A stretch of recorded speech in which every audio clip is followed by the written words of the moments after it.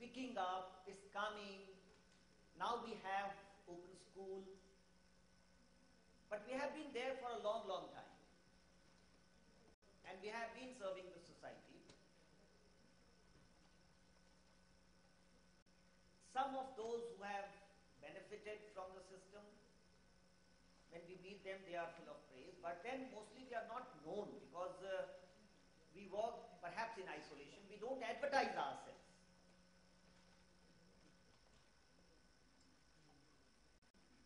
So let me give you a brief introduction about what we are doing and how we serve. This conference is about skilling India, and perhaps if I can make that statement, India has awoken late to seeing as a merger of academics and skilling. The open school has been doing it for last more than 2 decades. More than 100 courses in various areas are offered. And we have nearly 6,000 centers across the country through which we reach our students. So as it was mentioned, education and skilling anytime, anywhere, at the convenience of the learner, of the client, if I can use that word.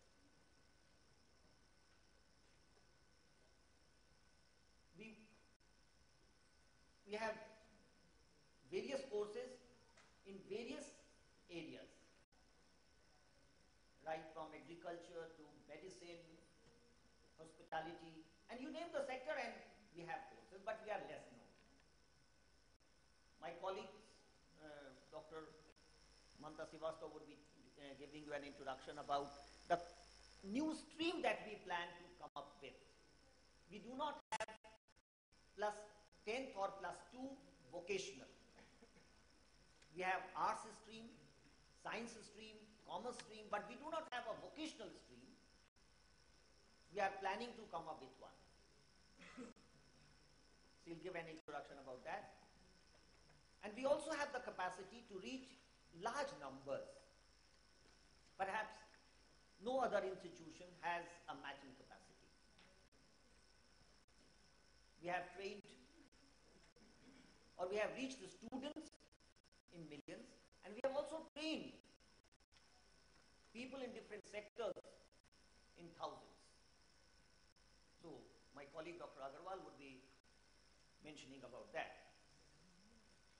What is unique about open school? Let me mention a couple of these features, and perhaps we would be happy to answer your questions or your queries. There is a lot of flexibility in the system. If you look at the traditional schooling, it's so rigid. Fixed time, fixed place, learners have to be there. The whole concept of openness subverts all this. Although openness is a concept which can be 5% openness to 95% openness, in courses or in areas where we require to have more training, perhaps more hands-on, we may have less openness. So when we say education or training at doorsteps, at the convenience of the learner, when it comes to teacher training or training of nurses, we may not have 95% flexibility or openness, we may have 30% openness, in the sense we may require our learners to be present at a particular place, training location for certain hours, but then rest of the self-learning learners can do on their own. So it depends upon the requirement of the discipline, the area, the course that will have openness.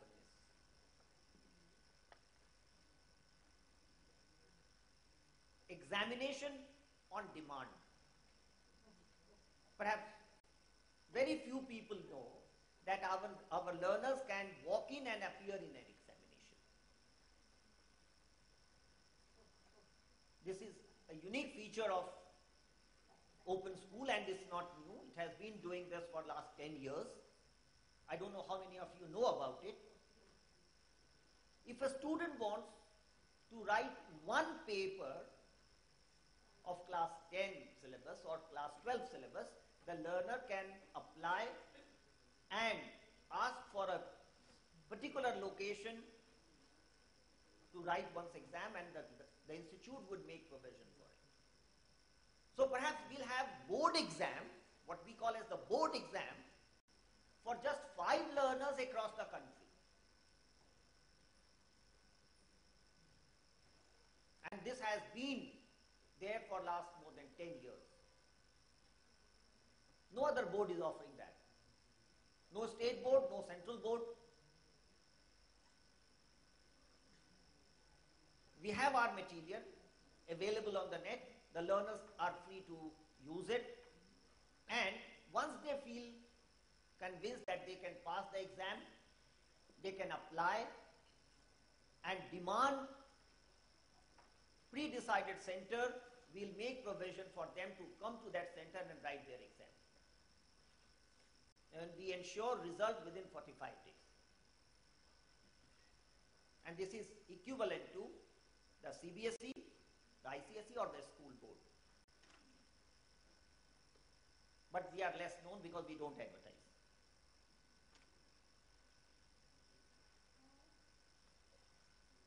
Similarly, we have flexibility in content as well.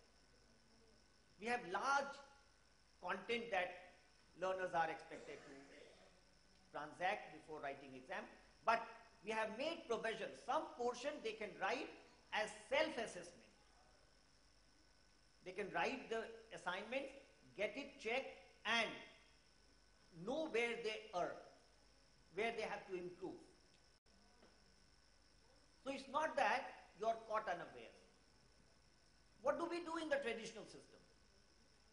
We have an exam and the learners are said you get 30% or 40% A or B or C. What we have done is we let the learners pass through a process and get informed, get a feedback, what are their strengths in their assessment process or evaluation process, and they can continuously improvise. We are in the process of putting all transcripts online so that learners are able to see where the comments have been given, because there are 2 reasons for putting online. One is the assessment across country is under scrutiny. The reason behind engineering colleges, IITs holding their own examination was that the board exams are not trusted. We had admission in IITs when they started on marks basis, but then the IITs switched over to their own test because the board numbers were not trusted. So we are trying to put everything online. The learners can see, the assessors can see, the institutes can see, and then decide which student would they like to select. So we are trying to put all transcripts online so that the examiner can be from any part of the country. Students writing exams in Assam would be assessed by teachers from Kerala and vice versa. So it is not new to NIOS that we are getting introduced to ICT. The open school has been using a lot of ICT for a long time. And we bank mostly on ICT because we have very large clientele from across the country. We serve learners in very difficult areas where no school would reach. We have our learners on the borders. In fact, I think Dr. Agarwal would mention to you that we are in the process of finalizing a program for the army constables who are on the borders, who cannot attend schools. They do not have a 10th or 12th certificate, but they need it because they would be useful to the society on their retirement, and they retire very early in their life. So we would reach them through technology and not only give them the opportunity to read our material, but also write their exams. We are in the process of converting all our material on the MOOC platform.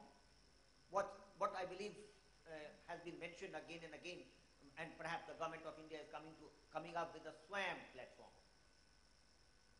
So all the study material that 10th or 12th or other skill area students would require would be put on the MOOC platform through SWAM, and learners can access it free of cost if they are an Indian citizen from any part of the country or world, and also from abroad if they are not Indian citizen after paying a certain fees. So all that knowledge corpus that we have or we are creating or generating will be available on the MOOC platform free of cost, I believe after 5th of September this year, when the SWAM is inaugurated by the Honorable Prime Minister, and it will be available free. This platform will not only provide the opportunity to access course material, but also write their exams online.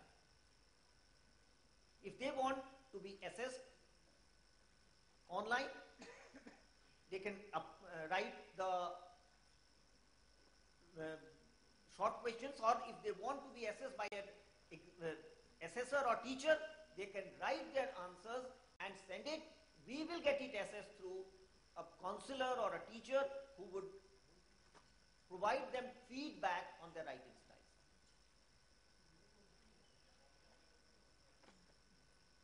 Similarly, all the skill areas, because we use radio and television extensively. I wonder how many of you have ever heard our Vidya Vani radio channel. Thank you so much. We are live on radio every day 3 to 6 p.m. where you can ask your questions, or learners can ask their questions and get answers to their queries. Although I must say, in a country of 125 million, it's not really being used very well. But we are available across the globe. The channel is available across the globe, and we do it every day.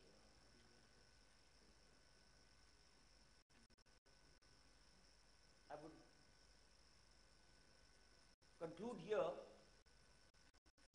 believing if you have any queries, questions, perhaps we could answer, or hear from you what more is expected or what you expect from an open school to do. If we have all those, perhaps I can share with you, or we can take lessons and do it for the society in future. Thank you very much. Now I invite Mamta to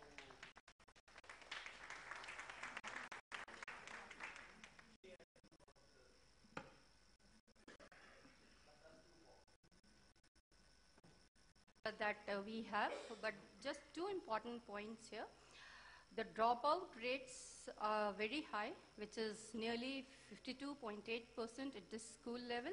So that means this is the section which needs skills, and at the same time we have statistics which says that 50.8% of the job seekers are 10th pass. So again, this is a section which needs education as well. And most of the training programs that are designed here, which cater to the needs of the organized sector. So there's a need for the flexible framework for the skill development, which is blended with the education. For the unorganized sector, school dropouts, women, disadvantaged groups, persons with disability, etc., above the age of 14. And this is the section which is our client group. And vocational education, or the TVT through distance and open learning, is very successful because it is scalable, quality is assured, it's cost efficient, and very flexible. Flexible in the use of the media, which is like print and electronics could be easily merged. Education and skill can be blended, and it follows the blended approach for the delivery, that is face-to-face plus distance. It could be face-to-face online, or purely distance, or purely online. There are various modalities of offering the courses. Integration of skills with education, it will address the challenge of low education levels and also provide the school dropouts with the employability skills. Recently, the Government of India has revamped its scheme of vocationalization of senior secondary education and come up in a big way. But in NIOS, we were having this integration scheme for quite some time at the 10th and 12th level, where the learner can take one vocational subject at the 10th or at the 12th level if he or she feels so, and a combined certificate was given to him or her. And we have got more than 1.5 lakh students registered with us. I mean, this is yearly basis, I'm telling you. Every year, there are more than 1.5 lakh students taking one vocational subjects along with the academic subject. We have gone a little bit ahead and given a due recognition to the skill certificate which is issued by the Sector Skill Council or any awarding body which is approved by the National Qualification Committee, NSQC, and on the job roles or the courses which are NSQF compliant. So that means now a learner or a trainee who has taken a skill certificate from the SSC or any awarding body, if he or she wants to do 10th or 12th, has to just take 4 subjects and come in NIOS, and he'll be given a 10th or 12th certificate. The third integration that we are looking at is, we are calling it as +2 vocational stream. In this, the model would be a candidate has to take one language, along with a language, a communicative English package would be given, and has to take 3 vocational subjects in any of these areas, broad areas, and maybe more areas will be added to it. And out of the group C, he has to take 1 or 2 academic subjects. I'll just give one example. Suppose the learner takes one language as the Odia language he takes. Along with the Odia language at the 12th level, he'll be given a package of communicative English. In the group B, he takes, say for example, home science. Under home science, she is free to take a food processing or a bakery course or a catering management course. Similarly, in IT, he can take a web designing, computer DTP operations, or computer application course. And then in the group C, a person, for example, if he takes home science, that in the academic subject list, we have got a home science as a subject in the 12th. So that person can take home science in the 12th, or take computer science if he or she chooses a computer stream. So this way, 5 subjects are done, and the candidate gets a +12 certificate. So the benefits, what we feel is that it will raise the confidence by empowering the individual with the skills. It will enhance his employability and will prepare the student for self-employment and gainful employment. And then the education would be linked with the productivity. And if by chance a person wants to go for higher education, so with the introduction of bachelor's in vocational education, I think the vertical mobility issue would also be solved here. Thank you.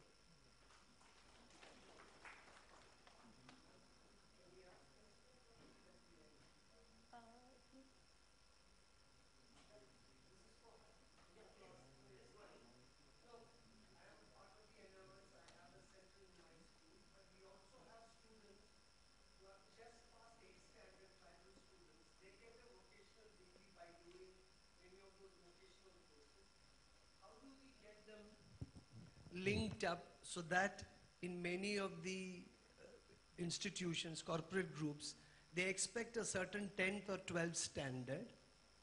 So the youngster is coming, this is completely tribal I'm talking about. All the tribal children, we are part of a PPP partnership. We have to train over 7,000. Most of them are coming On paper, they have passed 7th, 8th, whatever standard. On ground, it is not even 5th standard. That's challenge number one. Challenge number two is to get them skilled. Their interest level is much more towards computers, but that's a different point. We skill them.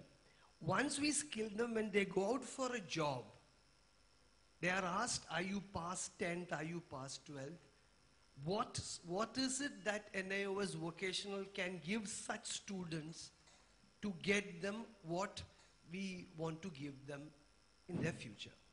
Thank you, Look, sir. if I can answer that question, because this is something what Dr. Srivastava has presented is in the offing. We are proposing this +2 vocational.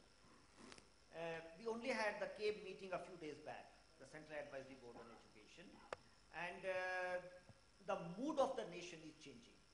Two things let us resolve. One is that till now we have been saying the government prescribes or the board prescribes certain subjects and you have to do it. We are trying to open it. Students have been complaining, I want to do physics, chemistry and music. Why don't you permit? I don't want mathematics. So the boards didn't permit, we permit. We have been permitting that. One subject you can take from any other subject and you can pass. Like if someone plugs in one paper in the CBSE board, say mathematics the student is not able to clear, that student can come to NIOS and write any paper, for that matter economics, and would get that paper if he or she can get admission in any college, and colleges have been admitting. So they get one paper pass from NIOS and they get admission in higher education. Now students say, we don't want to do mathematics, I want to do music. Now it's not our problem to say what you would do with this certificate. We are only providing the flexibility. As I said, we are giving 100% openness. You want to do one course from IT, another from home science, third from agriculture, go ahead, do it. But then, why are we insisting on one language? What has been insisted is 2020, India will have 116 million youth who would be employable globally. The world would require them because we would be the youngest nation and there would be enough workforce across the globe, so perhaps India can supply. Now, if they don't have competence in any language, perhaps they wouldn't be able to read the manuals as well. So we are insisting they must do one language so that they are able to read manual or instructions for doing something. So we have said one language paper, 3 vocational areas, and one any other course where we want to give them basic of accounting, basic of mathematics, basic of language, so that if they have to open bank account, if they have to manage their affairs in the society, they should be able to do it. It's not that they should not be able to negotiate in the society. So that is how we are planning this whole 12th syllabus. Now if you ask where would they be employable or what would they do, we cannot answer that because we are only answering. I am asking a specific question. The student claims he's 8th pass. He's got a record, 8th to 9th pass. All tribal students, disadvantaged topper. 2, they come here, they are given skill training free of cost by a sponsored government scheme. They are skilled in their subject. Yet on ground they are 6 to 8. We have got hold of a large number of corporates to get them employed because that is also part of our responsibility for this project. When we go there, they ask for 10th standard or 12th standard. For such a situation, what can the NIOs do to help them? That's a question I'm putting at. We don't want 8th pass certificate. We'll let them write 10th exam straight. No, but What I'm saying is their levels when they are coming in is not there. So That's that a bigger challenge. I'm putting across a challenge which I'm facing day in and day I out. believe you said you are AI of NIOS, accredited institute. So that is expected of AIs. Why we are shifting from purely academic subjects to vocational subjects? These tribal children, as you say, are skilled and very competent in handling, say, small gadgets and making tools or doing things like making fabric. Now, why should we insist that you should read economics and not have certain level? they ask for it. So I'm looking at it. See, it cuts both ways. Okay. What I'm trying to put across is, it's a bigger point. It's thrown across to the decision makers. If you go to the NSBC, they claim that they have trained over 50 million people. On ground, they don't even have record. They're one of the sponsors, 22 million. They don't have figures. So on one side, we are trying to do this. On the other hand, this is the problem we face. Like, I'm trying to look for a solution. look, I'll give you a different answer then. The CAVE has constituted a special CAVE committee on skilling, vocational and technical education. You should approach the CAVE committee. I'm one of the members of the technical I'm committee. approaching you, sir, straight away. Thank you. I'll put your word there. I mean, Thank you. the Honorable Minister of State chairs that committee, and we are 7 of us are members. So we'll work in this area. We'll work in this area. Even the the new education policy has two major areas. One is vocational education, the other is ICT. Again, I'm handling both the areas. So we'll definitely put these there.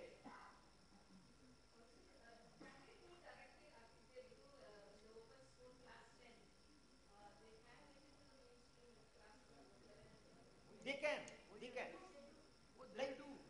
In many places, that's a massive racket with the coaching institutes playing a major role. The children don't attend schools. It's a massive racket. In the presence of the three very senior members whom I respect, it's such a massive racket, they don't attend schools at all. And that's why this 40/60 is a major problem. Let me respond to this. We don't expect learners to attend schools. As I said, education at doorsteps. If you have problems, then only approach us. Otherwise, be independent. The second thing that he's saying is racket is because large number of people require 10th certificate, 12th certificate for driving license to become parents and chaprasis and drivers. Unfortunately, they find NIOS as the most convenient channel to get that 10th certificate. I have only been 4 months in NIOS. That's the greatest challenge. And hope with your help, with the help of the society, we'll be able to bring in some respect to the examination system of NIOS. Let me only say that much at this moment. About exams and racket of exams. No, sir. I'm not talking about the test. I'm talking about the coaching centers, whether it is Kota or in Kerala, getting children not to go through mainstream schoolings and getting them to do vocational and do the examinations. And NIOS in terms of percentiles, their chances of getting into medical engineering colleges is the highest. If you look at the percentiles. This is what I wanted to hear. This is very, very Look, clear. we have large number of students getting into IIT this year. Mostly the society would expect children from elite schools to get into IIT. But the nation doesn't know we have large number of students going to IITs this year. Why? Most of the students who are doing full-time coaching in Kota either take admission in one of the suburban schools and get fake attendance and write exams, or take admission in one of the NIOS center and write exams. Let us make it transparent. I am going to start a special center at Kota. I have decided we'll have our own school at Kota. If learners want to attend classes after 5 p.m., I'll make provision. I'll start my school at 5. Those who are in the coaching centers at Kota and housings, we are going to start a school at Kota, which will start at 5 p.m., go up to 7, 8 p.m. So, we'll give them schooling beyond coaching hours. What happens is, coaching beyond school hours, we'll give them schooling beyond coaching hours because they would not do away with coaching. Their first priority is coaching. Let us make provision. Because if the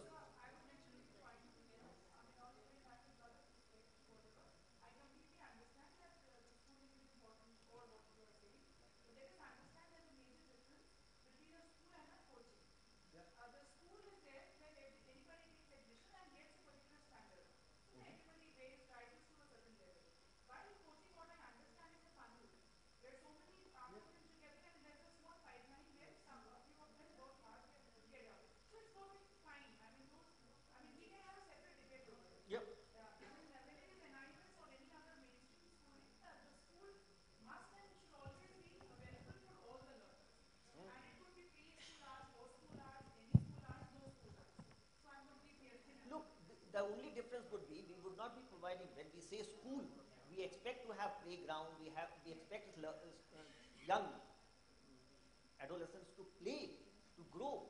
But unfortunately, the society has paid little heed to that. Now, what do we do as an institution? We know they take admission in NIOS centers and what he says, through coaching institutes and write exams. Why not make it more transparent? Let us go and open our own center so that at least they can come and attend instead of getting fake attendance. But sir, as a senior CABE member, sir, as a senior CABE member, as one of the principal architects of which, I'm here, sir, I'm talking. Sir, here. You can see me here, right in front of you. Yeah. The old NIOS guys, right. The point is, if we give in, the coaching centers are creating havoc with mainstream education institutions. If with somebody as senior as you, giving into that system and opening up a center, aren't we perpetuating the coaching culture here to our detriment, sir? No, that's our question. We are trying to provide... It's provocative. You may not agree, ma'am, but that's provocative. I was hearing Mr. Sibal speaking and all the recording from the previous case. I was part of that case as well. Why did we switch over to a new system of admission to JEE and regional colleges? But again, I'll leave that question today. But the original part point was 10% of 10, 30% of 12, 30% of physics, chemistry, math, and 30% of logical reasoning, critical thinking, etc. The IIT coaching mafia torpedoed it. Because now you have two different sets. So Okay. Let us good idea. The answer is... We would like to hear Dr. Agarwal too. We'll quickly request Dr. Agarwal, as I mentioned in my intervention, that we have the capacity to reach large numbers across the country. We have handled major projects and trained, like one major area has been teacher education. So I'll like Dr. Agarwal to quickly...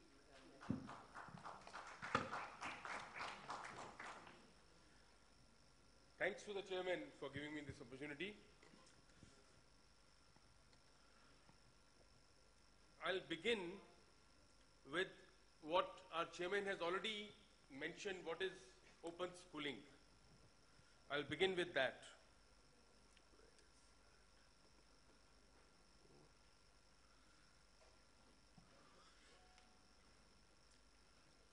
Now, the open schooling movement or the open and distance learning movement started with a shift from institution-led learning to own-time self-learning at a distance. That is what it means actually, that the child, the learner and the teacher or the tutor or the counselor, they are at a distance, and the institution does not decide what is to be learned, how it is to be learned, where it is to be learned, but the learner himself or herself decides what is to be learned, and so self-learning becomes important. And in fact, self-learning is the best learning, this all of us know as educationists. And so that brought in flexibility in terms of time, place, space, choice of subjects, etc., which our chairman already mentioned. And then blended learning, that was also mentioned, particularly in the skill development areas. It is blended learning. The theory part can be learned by themselves. The study materials can be given, self-learning materials. But there has to be a hands-on training, the skill training, hands-on training has to be there. And as our chairman mentioned, they will be required to come to a place where they can take this hands-on training. So probably, as he said, 70% will be over there, and 30% will be the flexibility, which he termed as flexibility, because the learner does not have to go there. And then, of course, it led to the concept of lifelong learning. The formal system does not cater to this idea because there is restriction of age. But in the open learning system, there is no restriction of age. And learner orientation, of course, as I said, it is the learner who decides how he or she wants to study, where he or she wants to study, and what he or she wants to study. Choice of subjects was mentioned. Then autonomous learning, of course, when it is self-learning, it is autonomous. And use of multiple and multimedia and ICT, this was also mentioned. And National Institute of Open Schooling does make use of a lot of ICT and multimedia. We have our own studios. The latest HD studio, we have a video studio, latest HD studio. We have a latest audio studio, and there is an old video studio also where and it is from the audio studio that we, do that 3 hours of live radio, which is on the web. It is a web radio, and you can access it through the internet, through our website. And of course, we also have things like teleconferencing, and we are going to venture into mobile learning also very soon. And we have already gotten apps for the mobile developed, NIS apps, and we are still working on it to finalize it. And then, since the numbers don't become important in the institution, there is a limitation of space, and so numbers, but here it is open to all because there is no problem of numbers, so it becomes egalitarian. It is open to all. And equality of educational opportunities comes in because the formal system is more elitist. It is more for the elite, but the open schooling is for the masses, and so there is equality of educational opportunities in many ways. Now, what is the vision of NIOS? Sustainable, inclusive learning with universal and flexible access to quality school education and skill development. In my title, I mentioned sustainable development, towards sustainable development. And that is where we start our vision with that word, sustainable inclusive learning. And then the mission of NIOS, we are more or less, all of us must be familiar with that. It comes out of that vision. Then we have undertaken large projects, as our chairman was mentioning, where we have been given the task of training and assessing and certifying different kinds of categories of workers. One big project in this, I'm going to mention a few of them, there are many, but some of them I've listed over here. One of them is certification of ASHA workers, who are the village social health workers, accredited social health activists. Then certification of untrained health workers in Bihar state. Then basic literacy assessment under Saksha Bharat in collaboration with National Literacy Mission Authority. Then training of untrained in-service elementary teachers, and then recognition of prior learning, and there are many other collaborative projects. The ASHA certification project is a multi-crore project of the Health Ministry. It is funded by the Ministry of Health and Family Welfare, Government of India, under the National Health Mission. They have entrusted us the task of certifying, of course, training and certifying 9 lakh ASHA workers all over the country. The duration is 5 years. All these 9 lakh will, the target is to train them in 5 years. And the course that we are going to give them is NSQF compliant level 3 curriculum we are going to give them. And course material and guide will be in all regional languages. It has to be, because they are all village level workers. And there will be 200 hours of training and study. So again, the blended mode, most of it will be self-learning mode, and then they will be coming to a place where they will be trained also, and hands-on experience will be given. Then this is a new project which has recently we have started on it. Certification of untrained health workers in Bihar state. This is in partnership with the Bihar government, the Ministry of Health over there. More than 4 lakh untrained health workers are there in Bihar. And they are going to be trained through a 1-year diploma course of NIOS on community health. Again, 400 hours of training and study for both theory and practical. The study centers will be in the primary health centers and the first referral units of Bihar government. So they are well equipped, all of them, they are the government centers of medical centers, and they will be the study centers. Then there is this basic literacy assessment. The neoliterates, those who undergo the adult literacy program, they are being assessed by us, and we have been doing it for the last 4 years. And up till now, we have assessed more than 5 crores. Actually, nearly 5 crores according to this, till March 2015. But day after tomorrow, we have another assessment. It is day after tomorrow, sir, no? Day after tomorrow, we are having this assessment where the target is 1 crore. So, 1 crore 65 lakhs. 1 crore 65 lakhs is the target.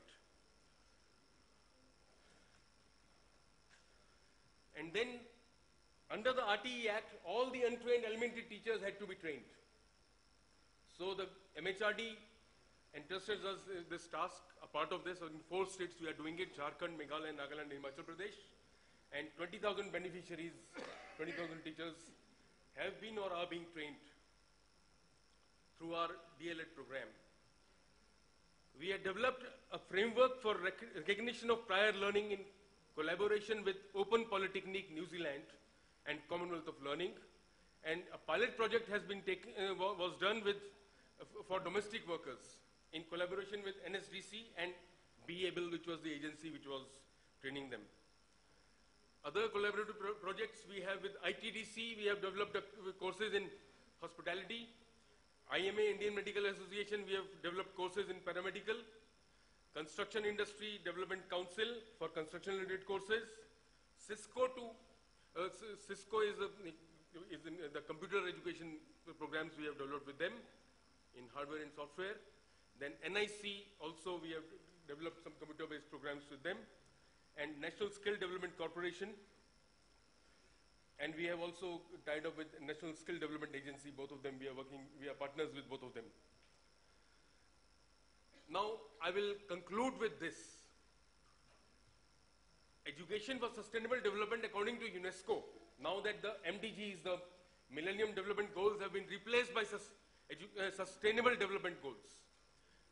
What if education systems prepared learners to enter the workforce as well as handle a crisis, be resilient, become responsible citizens, adapt to change, recognize and solve local problems with global roots, meet other cultures with respect, and create a peaceful and sustainable society. What Mamta was saying, integration of both academic and vocational. In fact, it has to be holistic education, the point raised by you also. Like with skill development, it has to be the academic education also, and not academic education in the sense that it leads to them becoming useful citizens. And of course, for this, education for life or living and livelihood, both of them have to be there. And these are different ways in which we can think of it. We can think of giving them thinking skills, in the development of affective domain, value inculcation, and livelihood, all 4. These are the characteristics of adulthood and the developmental tasks of adolescence. And then, of course, the 4 pillars of UNESCO also talk about this: learning to know, learning to do, learning to live together, and learning to be. Ultimately, what is important is we need to give knowledge with skills. We are talking of skill development here. So we need to give knowledge that goes with skills, those areas, attitudes and values which go with those areas also. If we only provide them with skills, but they don't have the attitudes and values that have to go with their work, the work that they are doing, then it will not be very good. And of course, they should know what they are doing. Some knowledge, some theory has to be there. So it has to be holistic education, and I think this is what we should move towards sustainable development, which means it should be holistic education, not merely skills and not merely academic education, not merely scholastic, not merely non-scholastic, all of them together. And only then we can move towards a society which will be where all individuals will be useful and they will lead a good life. And all those wrong things that are going on in the society can be dealt with. Thank you. Thank you so much, sir. We hope working together can lead us to something very good for the society. Now I would request Ms. Seema to come on stage and present the mementos to our speakers. Can I quickly summarize in the sense that you have heard all the presentation, and it will be dishonest to claim all that we do to ourselves only. You will realize that if we are catering to so many learners, we don't do it through our own institution. We depend on the system that is there in the society, the traditional system. So we partner. We have our AIs in schools, in NGOs and other places, and those who in turn teach or train our learners are teachers of the traditional system. So it's a synergy of both. We are an organization of 300 people serving 3 million learners. So it depends upon the society, and if we are sometimes discredited with an examination system which is not very robust or not very respected in the society, you have to share the blame as well. Please partner with us and help us make this system, because this is the system of the future. 30% of the learners in higher education are in distance mode already, and by 2020 the government plans to shift 50% of the load to distance mode. Similarly, more and more learners of schooling will be shifted to distance mode. Unless and until the society supports us, society believes it's their responsibility as well, we wouldn't be able to do it. So it's joint responsibility. We are not an institution outside of you, we are with you, with other institutions. So you share our blame, you share our credits as well. Thank you very much. Thank you so much, sir. So I would request Ms. Seema to give away a memento to Professor Chandrabhushan Sharma, Chairman, NIOS. A round of applause for Sir. He's been a sport for us.